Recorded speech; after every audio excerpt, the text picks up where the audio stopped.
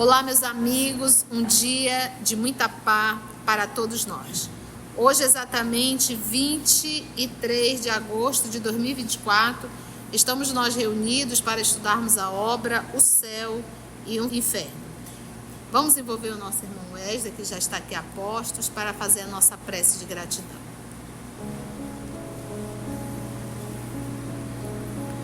Querido Pai, mais uma vez estamos aqui com a Tua bênção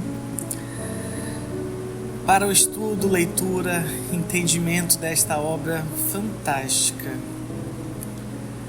que nos mostra os dois lados da verdadeira vida no mundo espiritual.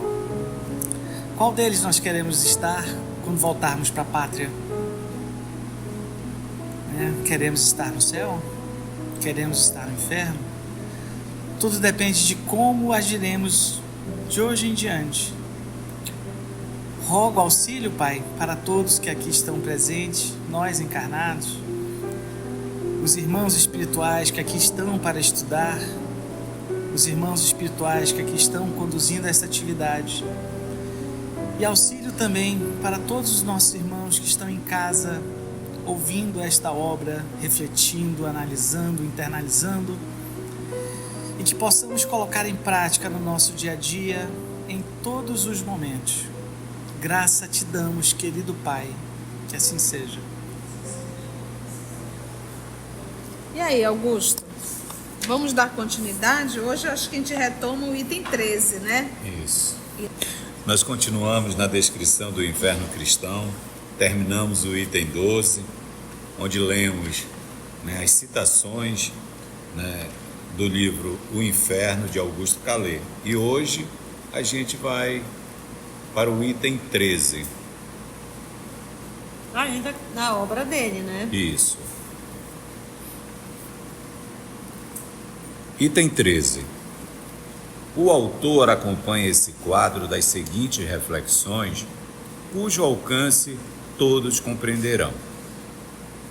A ressurreição dos corpos é um milagre, mas Deus faz ainda um segundo milagre, dando a esses corpos mortais, já uma vez usados pelas passageiras provas da vida e já uma vez aniquilados, a virtude de subsistirem sem se dissolverem numa fornalha, onde se volatizariam os próprios metais. Que se diga que a alma é o seu próprio algoz, que Deus não a persegue e apenas a abandona no estado infeliz por ela escolhido, embora esse abandono eterno de um ser extraviado e sofredor pareça incompatível com a bondade divina, isso se pode até conceber. Entretanto, o que se diz da alma e das penas espirituais não se pode de modo algum dizer dos corpos e das penas corporais, para a perpetuação das quais já não basta que Deus se conserve impassível, mas ao contrário, que intervenha e atue, sem o que todos os corpos sucumbiriam. Então ele está falando aí porque precisa ter essa intervenção de Deus, porque a gente sabe que todo corpo humano ele é perecível, né? Então ele está dizendo aqui, olha, tem que ter um milagre de Deus para o corpo voltar, né? Se não, eles não iam subsistir numa fornalha que volatiza até os metais. Então, isso, ele diz assim, essa parte da ressurreição, é como se ele tivesse assim, essa parte da ressurreição não está na nossa compreensão, porque os corpos voltarem, depois de já ter morrido, e a gente sabe que todo o corpo que é feito de matéria, ele degrada, decompõe e se transforma em outra coisa, né? Vai ficar só os ossos. Aí ele diz que isso é um segundo milagre que Deus faz para esses corpos voltarem e conservarem. E aí ele diz que também ele faz isso, e também faz isso nas penas, porque imagine, a gente leu das penas como né? Umas penas horrorosas, né? Que a gente leu na semana passada, os castigos, as punições, ele diz assim, não tinha corpo que resistiria para isso. Para um corpo resistir a isso, só sendo um segundo, uma intervenção divina, para isso continuar, senão todos os corpos sucumbiriam. Ele está dizendo isso. Então, essa parte a gente não vai explicar porque isso é milagre, milagre não se explica.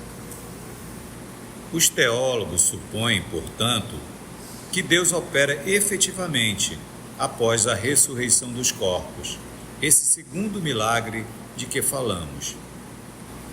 Que, em primeiro lugar, ele tira dos sepulcros que os devoravam os nossos corpos de barro.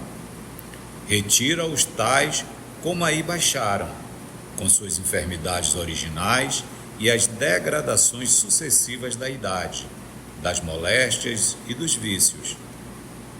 Restitui-nos a esse estado decrépitos, friorentos, gotosos, cheios de necessidades, sensíveis a uma picada de abelha, cobertos pelas feridas que a vida e a morte nos impuseram. E está feito o primeiro milagre. Depois, a esses corpos raquíticos, prontos a voltarem ao pó de onde saíram, Deus outorga propriedades que nunca tiveram, completando o segundo milagre. A imortalidade, esse dom que, em sua cólera, dizei antes em sua misericórdia, ele havia retirado de Adão ao sair do Éden. Adão, quando imortal, era invulnerável, e deixando de ser invulnerável, tornou-se mortal. A morte seguia de perto a dor. A gota, antigamente falavam gota, mas nada mais é que uma forma de artrite caracterizada por dor intensa, vermelhidão e sensibilidade nas articulações. E geralmente, ele diz essa dor e inflamação ocorre quando uma grande quantidade de ácido úrico se cristaliza e se deposita nas articulações. Isso é o que ele chama de gotosos. Que sofre de gota. Sofre de gota. E ele está comentando aí no que os teólogos supõem, né? Os teólogos cristãos, né? Os estudiosos da teologia cristã, eles supõem que Deus opera efetivamente após a ressurreição dos corpos, esse segundo milagre de que ele fala aqui no primeiro parágrafo. E ele está falando que, em primeiro lugar, Deus tira os corpos do sepulcro, né, onde eles eram devorados, e esses corpos são conservados, mas no primeiro momento eles são retirados do jeito que estavam, com as doenças, com a velhice, com as enfermidades, tudo. E depois, no segundo momento, ele diz aqui que ele devolve a imortalidade que ele tinha tirado de Adão. Que aí ele fala que quando Adão vivia no paraíso, ele era eterno. Mas quando ele comeu da árvore do bem e do mal e foi expulso do paraíso, ele passou a sentir dor e ficar mortal. E aí ele voltou depois que morre, para esperar. Isso é só no final, né? Na ressurreição, não esqueçam disso. E a morte aí seria vai uma voltar. punição, né? A morte seria uma punição, né? E até hoje a gente tem um pouco disso, né? A gente vê a morte como uma punição.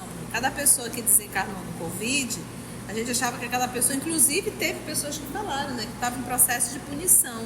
Então a gente fala da morte como punição e não como libertação. Já o Evangelho segundo o Espiritismo, ele nos fala que a morte foi aquele ser que foi libertado da prisão e que nós não podemos ficar tristes com as pessoas que foram libertadas da prisão, que é o corpo físico e que é a vida aqui na Terra, que não é nada fácil. Então nós ainda carregamos essa ideia de que a morte é uma punição.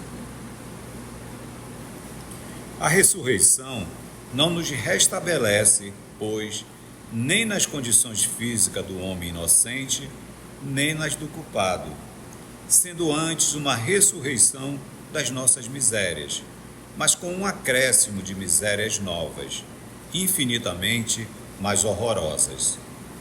É, de algum modo, uma verdadeira criação, e a mais maliciosa que a imaginação porventura ousou conceber.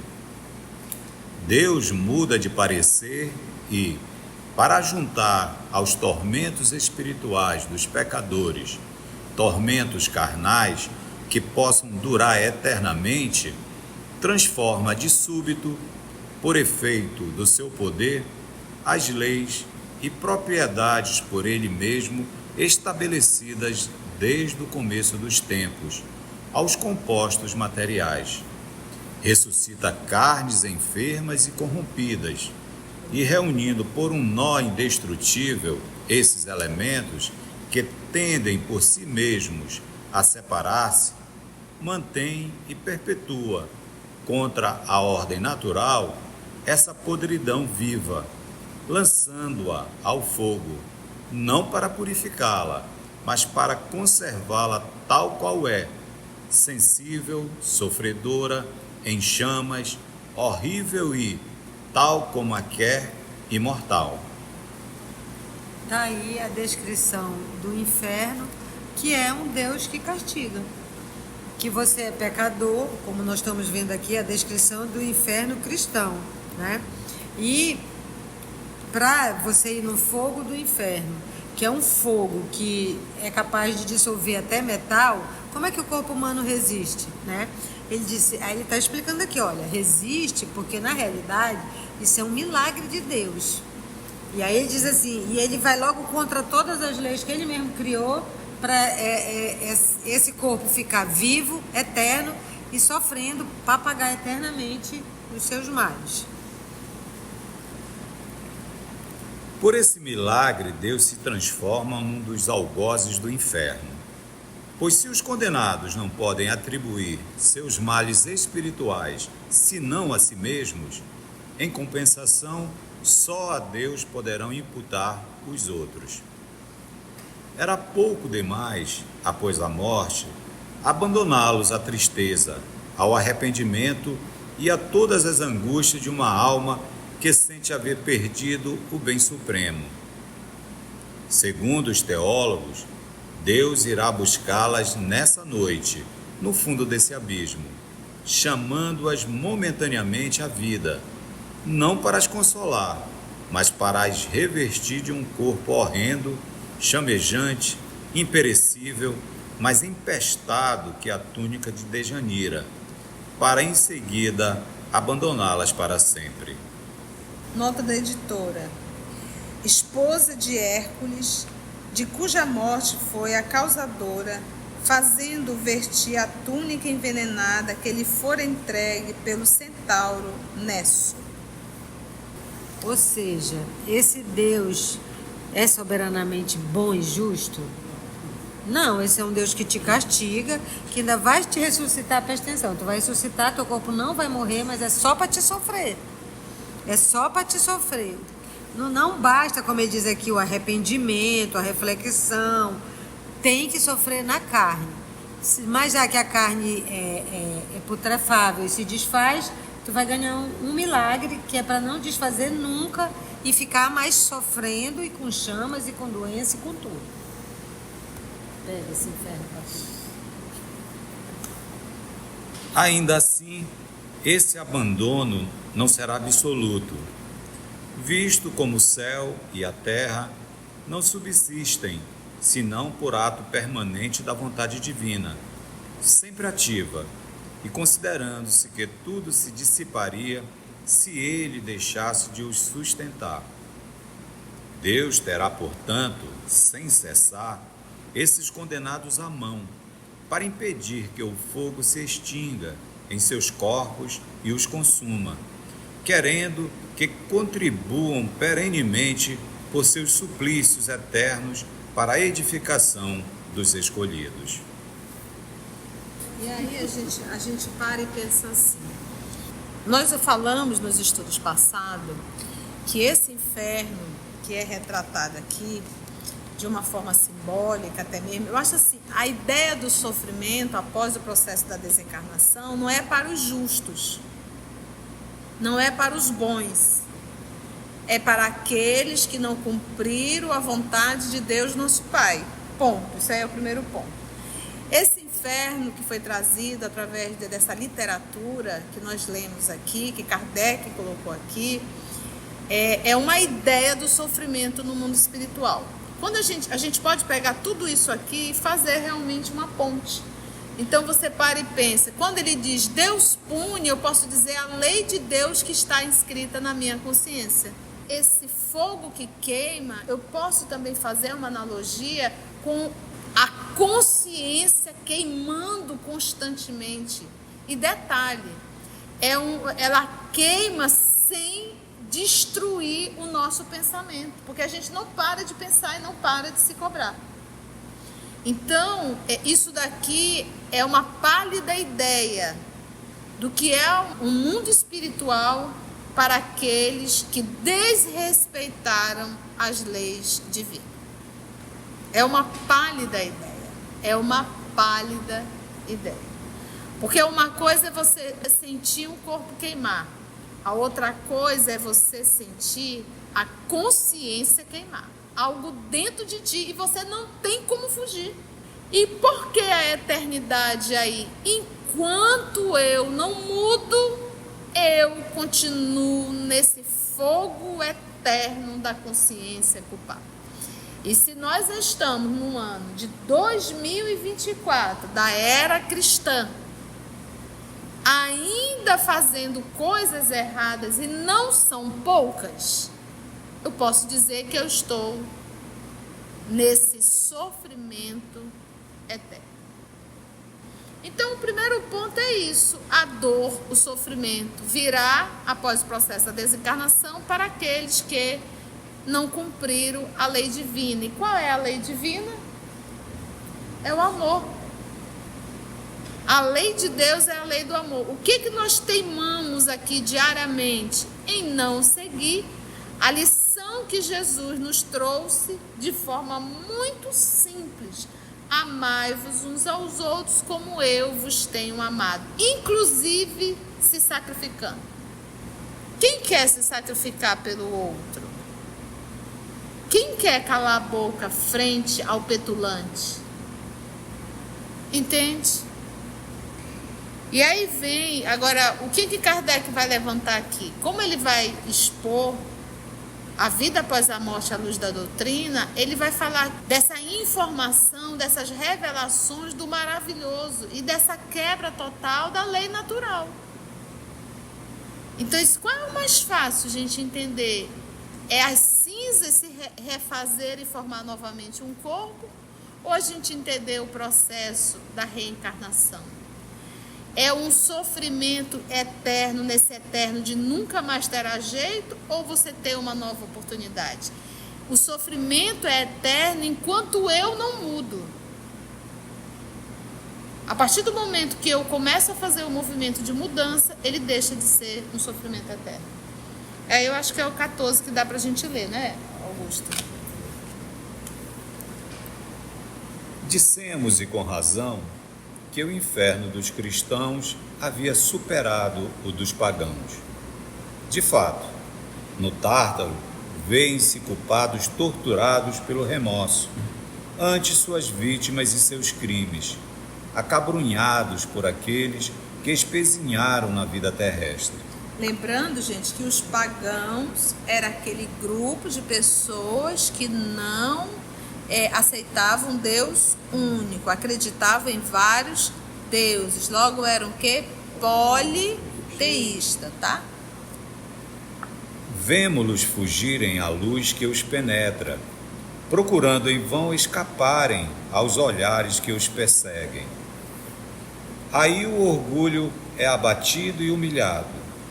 Todos trazem o estigma do seu passado.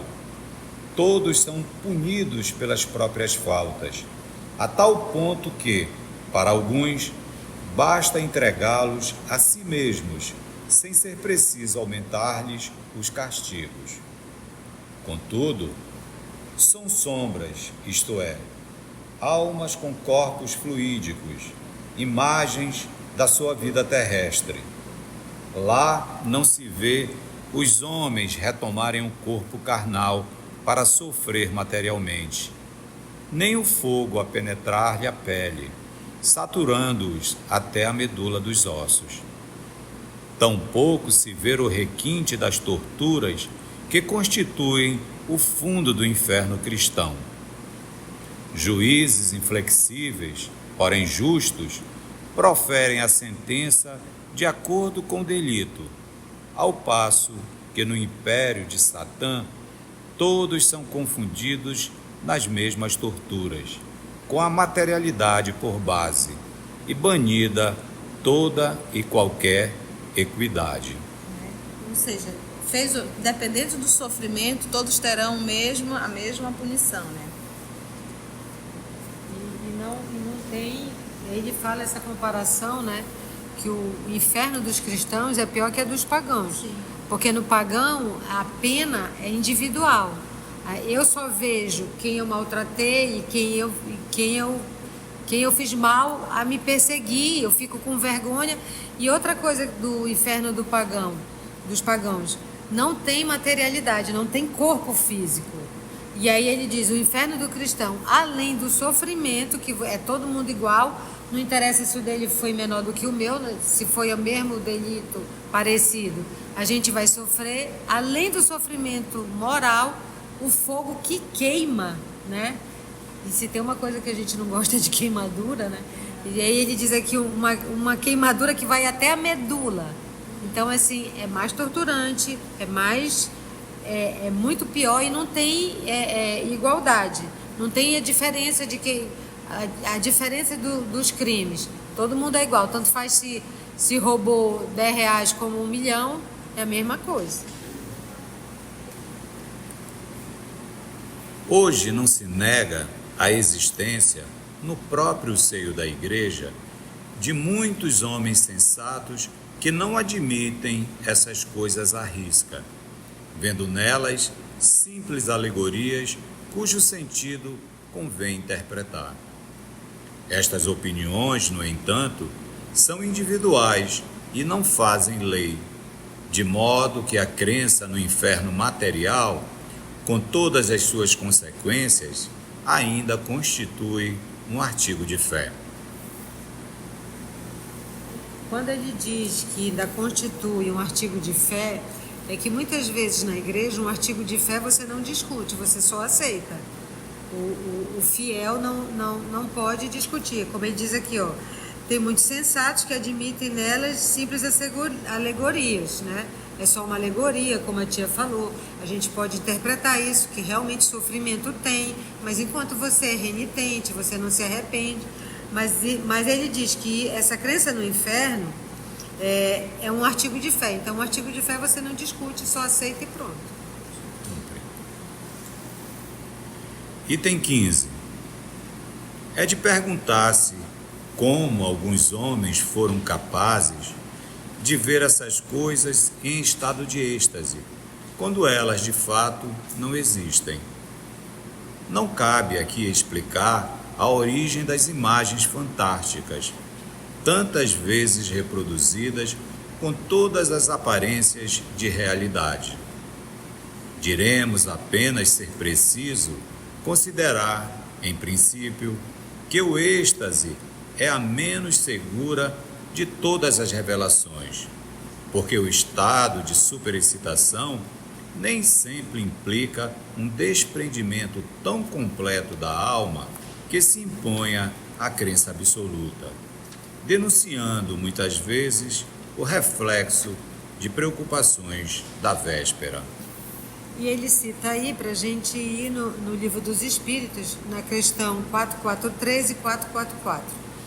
A questão 443, a pergunta é a seguinte: há coisas que o estático pensa ver, mas que evidentemente resultam de uma imaginação abalada pelas crenças e preconceitos terrenos. Assim, nem tudo que ele vê é real? É a pergunta. Resposta dos Espíritos. O que ele vê é real para ele, mas como seu espírito está sempre sob a influência das ideias terrenas, pode ver à sua maneira, ou melhor dizendo, pode exprimir o que viu numa linguagem condizente com os seus preconceitos e as ideias em que foi criado, ou com os vossos preconceitos, a fim de ser mais bem compreendido. é sobretudo nesse sentido que ele pode errar. Ou seja, ele está explicando que essas visões foram geralmente em êxtase. E o médium em êxtase, ele vê e interpreta o que ele vê. Mas só que quando ele vê, ele não tem uma linguagem apropriada para dizer aquilo, ele diz da forma que ele viu, entendeu? É igual o Apocalipse de São João, que é o que? Ele também estava em êxtase, via e escrevia, né? Mas não era naquele sentido, as bestas vinham, o fogo vai destruir tudo. Não, era uma alegoria e ele vê, é sobretudo o que ele diz, nesse sentido que ele pode errar. Ele interpreta o que ele vê, não é que ele escreve realmente o que ele vê. E a 444 diz assim: qual o grau de confiança que se pode depositar nas revelações dos estáticos?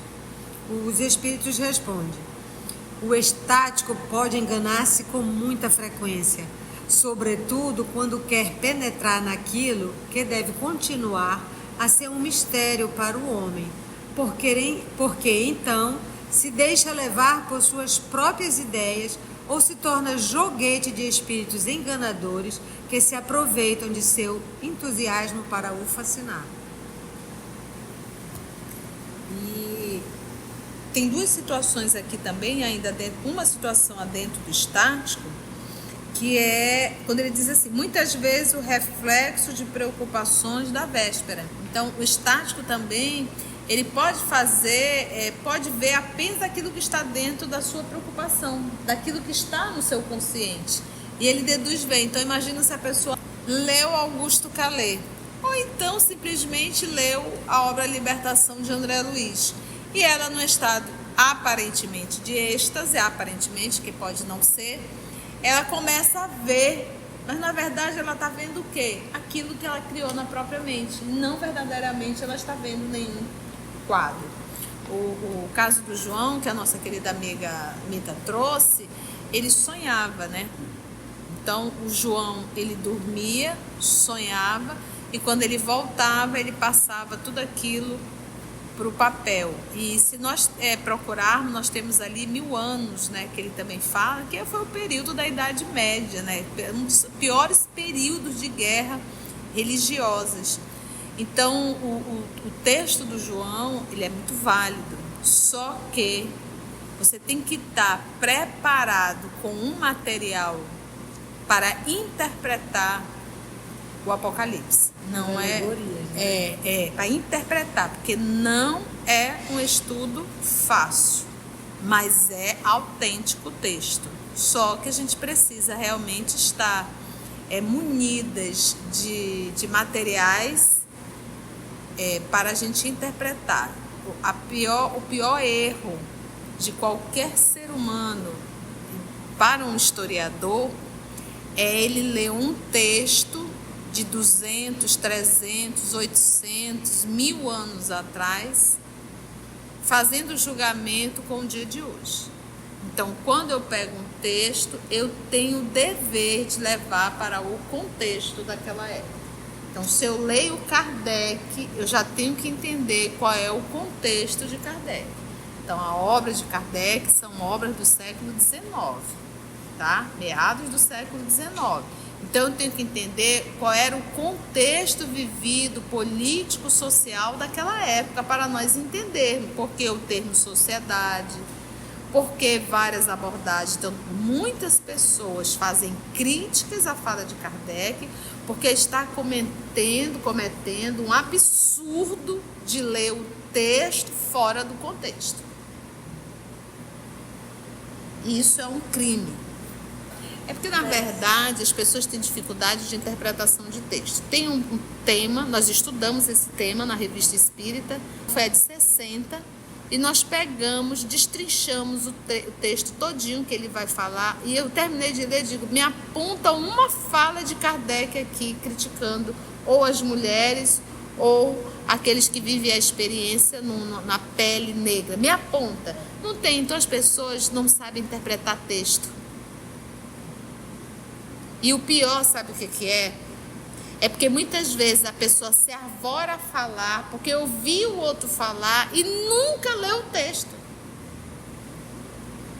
nunca lê o texto.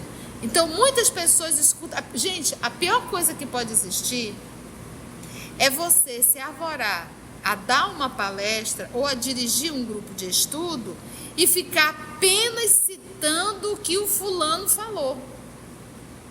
Não, porque o fulano falou isso. Ou então apenas nem diz que foi o fulano, repete como se tivesse lido e não leu. Então, antes de repetir, vá ler. A gente sempre tem falado isso e temos aprendido. Palestrante não é fonte. A fonte é a obra espírita. Então, o palestrante fala, mas eu tenho que ir lá na obra confirmar para ver se isso é autêntico. Nós aqui estamos lendo a obra e comentando a obra. Não é verdade?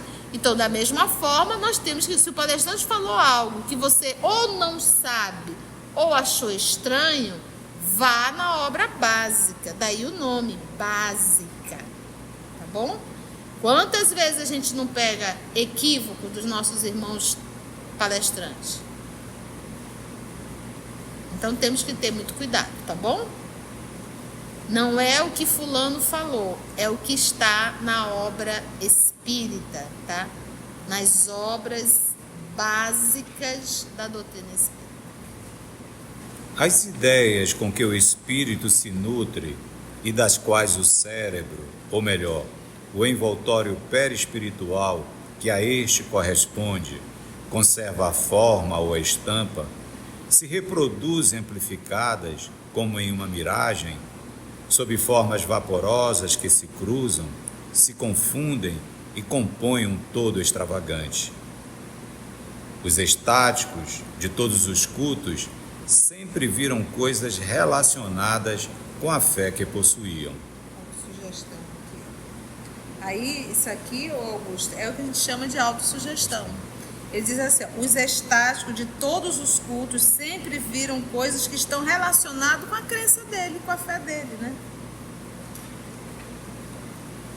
Nada há, pois, de extraordinário que Santa Teresa e outros, tanto quanto ela saturados de ideias infernais, pelas descrições verbais ou escritas, hajam tido visões que não são, propriamente falando, mas que reproduções por efeito de um pesadelo. Um pagão fanatizado teria antes visto o Tártaro e as Fúrias, ou Júpiter no Olimpo, empunhando o raio. Que são só as crenças, né? E aí, Mita?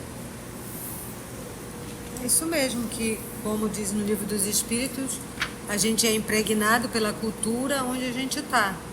E a gente vê conforme, ou a gente interpreta o que viu conforme o que a gente é criado. E aí tem essas descrições infernais. Gente, não terminou o estudo para quem está em casa, porque a nossa querida Lígia faz aquele que ela chama de... Como é, Augusto, que você diz? As considerações finais? Não, tem um termozinho certo. O destaque, muito bem. Então, para você que está em casa, não desliga, não acabou. Escute os destaques da tia, né, da Mita, do Augusto, e veja as nossas mensagens finais que vão aparecer aí para você, tá bom? Antes de orarmos em agradecimento, vamos ouvir algumas considerações da tia que destacamos neste estudo para a reflexão dos ensinamentos. Vamos aos destaques da tia? A gente ainda fala da morte como punição e não como libertação. Já o Evangelho segundo o Espiritismo, ele nos fala que a morte foi aquele ser que foi libertado da prisão e que nós não podemos ficar tristes com as pessoas que foram libertadas da prisão, que é o corpo físico e que é a vida aqui na Terra, que não é nada fácil. Então, nós ainda carregamos essa ideia de que a morte é uma punição.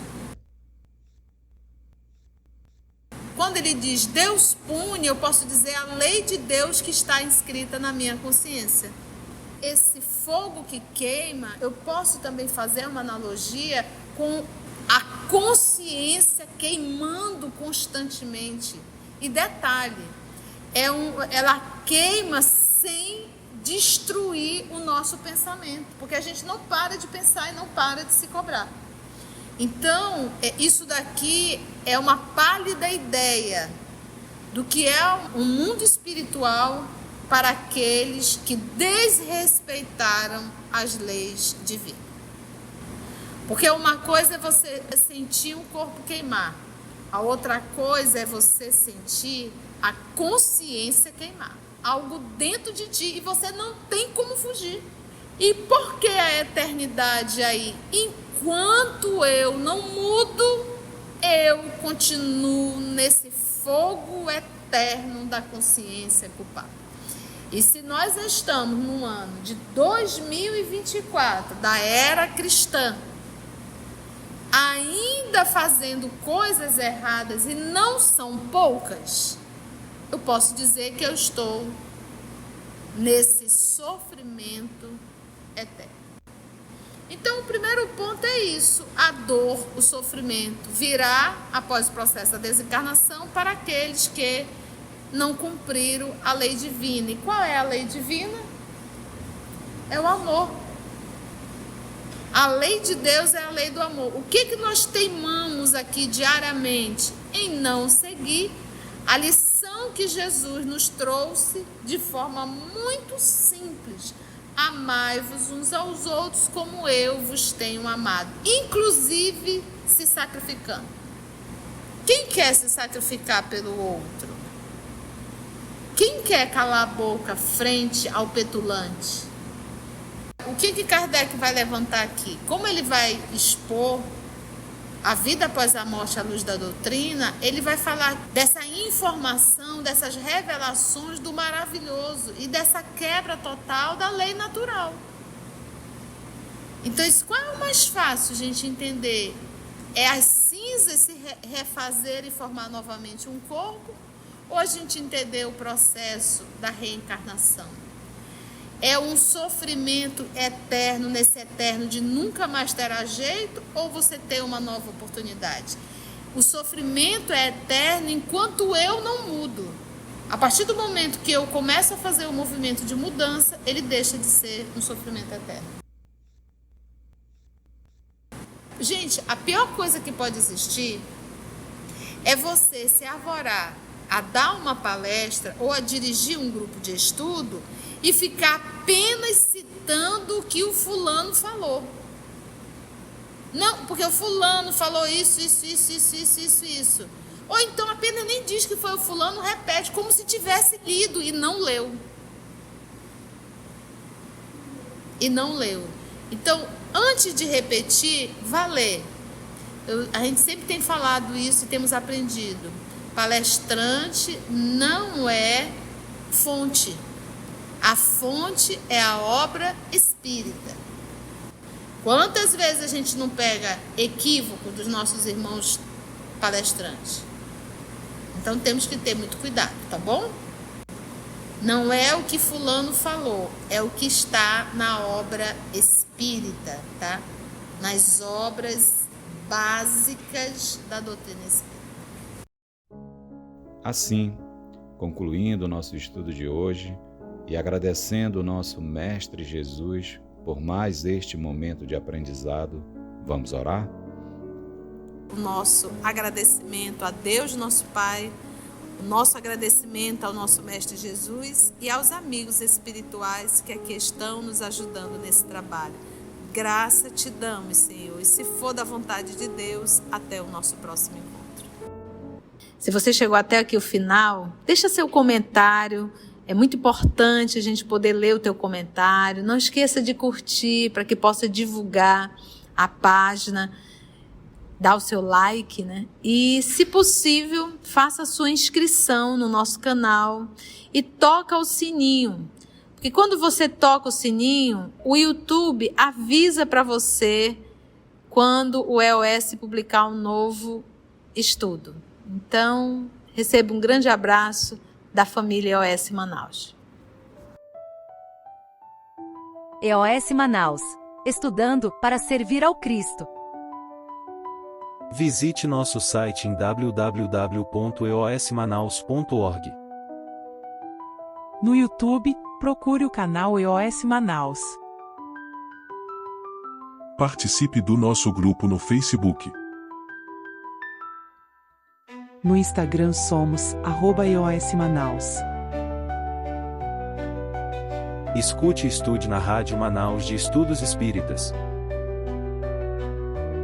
Estamos, também, em diversas plataformas de áudio.